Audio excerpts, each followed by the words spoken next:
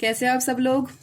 आज का हमारा टॉपिक है RNS कॉन्फ़िगरेशन। बच्चा ये आपका ऑर्गेनिक केमिस्ट्री का टॉपिक है।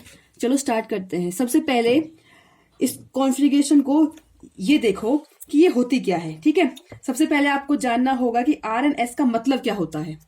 देखो, जो R का फुल फॉर्म अगर हम कहें तो इसको हम रेक्टस बोलते हैं।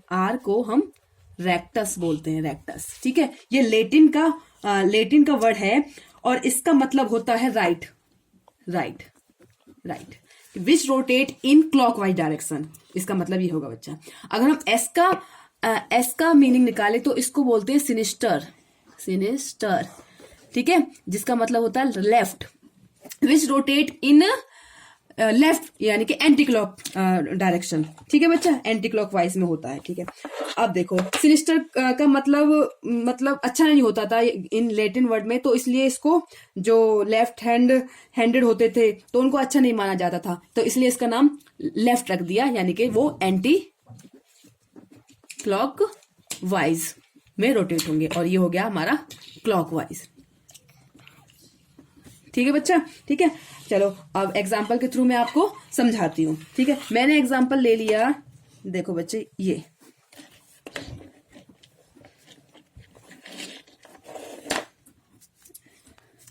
देखो बच्चा, ये मैंने एग्जाम्पल ले लिया।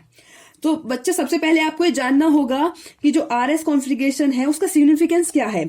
ठीक है, मतलब इसका क्यों यूज करते हैं। ठीक है, तो कंपाउंड को नाम देना है हमें, क्योंकि ये कंपाउंड है तो इसको हम नाम देना है। तो RS configuration is used to give the name the arrangement of 4 group across the given chiral atom। यानी कि कायरल जो आपका कायरल कार्बन एटम है, ये जो है आपका यहाँ पे कायरल कार्बन एटम है ना। ठीक है, सबको पता है ये कायरल कार्बन है। तो इसके चारों ओर जो भी अरेंजमेंट है उनको नाम देने के लिए हम इसका यूज करते हैं। ठीक है, तो इसकी कंडीशन देखो। अब इसकी कंडीशन हमें क्या देखनी है। सबसे पहले बच्चे ध्यान देना, सबसे पहले हम इस ग्रुप को प्रायोरिटी देनी पड़ेगी। प्रायोरिटी सेंस है कि प्रायोरिटी का मतलब आप देखो कि जिसका एटॉमिक नंबर ज्यादा होगा, जिस एलिमेंट का, जिस भी एटम का वो एटॉमिक नंबर ज्यादा होगा उसको हम प्रायोरिटी हायर देंगे। ठीक है, सपोज करो जैसे कि अब ये पूरा ये देखो, इसको देखो, इसमें ये चारों हैं आपके कायरल कार्बन एटम के चारों ओर ये सारे आपके ग्रुप लगे पड़े हैं, एटम लगे पड़े हैं। ठीक है, तो हमें जिसका एटॉमिक नंबर ज्यादा है उसको प्रायोरिटी हाई, यानी कि इसको हमने 1 दे दिया। पता है इसका एटॉमिक नंबर ज्यादा है, इसको 2 दे दिया, इसको 3 दे दिया और इसको 4 दे दिया। ये ऐसे हमें करना है। इस पूरे ग्रुप में लो प्रायोरिटी हाइड्रोजन की है। देखो बच्चा, क्योंकि लोएस्ट मिला है ना इसको, यानी कि इसमें हाइड्रोजन की मिली है कम, यानी कि इसको ये LPG भी बोल सकते हो आप, लोएस्ट प्रायोरिटी ग्रुप। ठीक है, और ये हमारा डैश पे है बच्चा, ध्यान देना। अगर हमारा ये कंडीशन आपको देखनी है कि अगर हमारा जो LPG है, लोएस्ट प्रायोरिटी ग्रुप है, वो हमारा डैश पे आ रहा है, डैश, ये वाला डैश। ठीक है, तो ही हमारा वो लोएस्ट प्रायोरिटी ग्रुप होगा। अगर वो डैश के अलावा कहीं और आ रहा है तो उसको हमें रोटेट करना पड़ेगा। ठीक है, तो कंडीशन एक और कंडीशन अप्लाई हो रही है इसमें कि LPG should always on dash position. ये भी नोट कर लेना कि LPG should always on the dash position. अगर वो LPG डैश पोजीशन पर नहीं है बच्चा, ठीक है, ये वाली पोजीशन पर नहीं है, तो हम उसको रोटेट करना पड़ेगा, डैश पे लाना पड़ेगा। ठीक है बच्चा, अब यानी कि अब देखो ये हमारा सेटिस्फाई हम इससे, क्योंकि ये सारा डैश पे आ रहा है। और ठीक है, तो अब इसको हमने रोटेट करा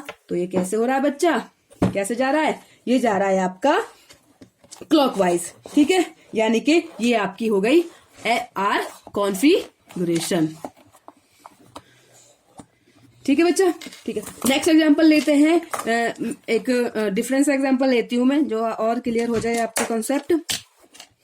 ये डैश ले लिया, वेज ले लिया, क्लियर कर लेना इसको।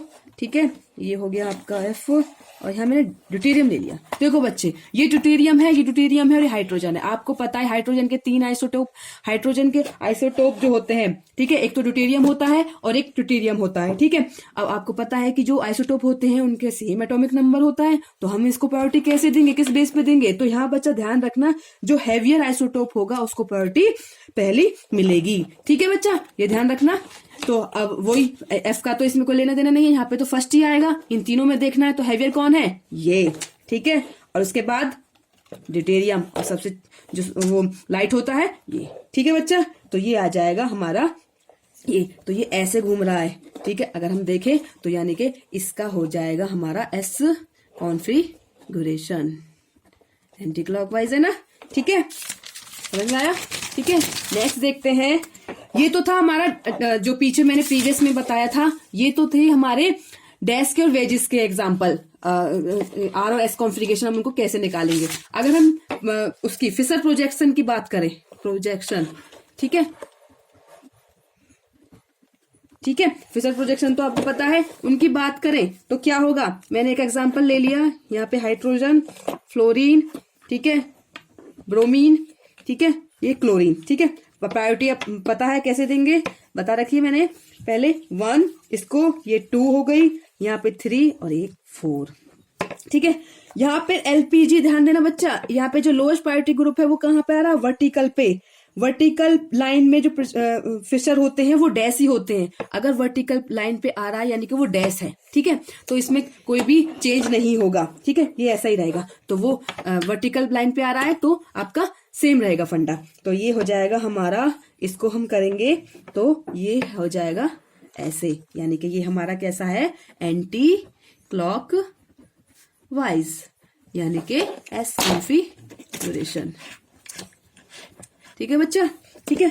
अब एक और एग्जांपल देखो बच्चे, एक अब डैश और वेजेस का एग्जांपल और बता देती हूं मैं। अगर आपका जो एलपीजी है, लोएस्ट प्रायोरिटी ग्रुप है, ये वाला जो है, अगर वो डैश पे और वर्टिकल पे ना होकर कहीं और हो, तो आप कैसे उसका आर और एस कॉन्फ़िगरेशन निकालोगे। तो उसका एग्जांपल मैं दे देती हूँ। देखो मैंने ये समझाती हूँ उसको, ये मैंने एक एग्जांपल ले लिया, ठीक है, यहाँ पे वेज पे ये है, डैश पे मैंने यहाँ पे क्लोरीन ले लिया, ठीक है, और यहाँ पे क्लोरीन ले लिया, और ये आपका ब्रोमीन ले लिया, ठीक है।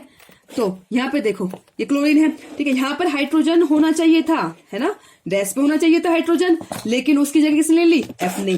तो यहाँ पर हमें इस मॉलिक्यूल को रोटेट करना होगा बच्चे, ताकि हमें एग्जैक्ट इसका कंपाउंड का वो मिल जाए, ठीक है, एग्जैक्ट कंपाउंड मिल जाए, ठीक है। तो हम इस ऐसे रोटेट करेंगे कि देखो हम इसको रोटेट कैसे करेंगे, ठीक है। हमने क्या करा, सपोज हमने इसको स्विंग मान लिया, ठीक है, ये स्विंग होगा, सो ये स्विंग होगा तो ये तीनों इसके साथ स्विंग होंगे, यानी कि ये अपनी पोजीशन चेंज कर लेंगे जब इसको स्विंग करेंगे, रोटेट करेंगे, तो हमारा जो ये जो है ये अपनी पोजीशन को चेंज कर लेंगे, यानी कि इसको रोटेट करने के बाद जो हमारा आया वो क्या होगा बच्चा, ये देखो ये होगा, पोजीशन चेंज हो जाएगी, जो हमें चाहिए था वो हमारा हाइड्रोजन यहाँ पे आ जाएगा, ये हमारा ये हो गया, और ये हो गया यार, और ये क्लोरीन, ये चेंज नहीं हुआ क्योंकि ये इनको रोटेट कर रहा है, ठीक है, यानी कि ये हमारी जो हमें चाहिए था डैश पे वो हमारा हाइड्रोजन आ गया। नाउ दो इनको प्रायोरिटी दो, 1 और ये 2 पता है एटॉमिक नंबर, ये 3 और ये 4, ठीक है बच्चा, हो गया समझ में। यानी कि ये अब ऐसे रोटेट करेगा, यानी कि ये हो जाएगा हमारा anti clock wise S configuration, ठीक है बच्चा।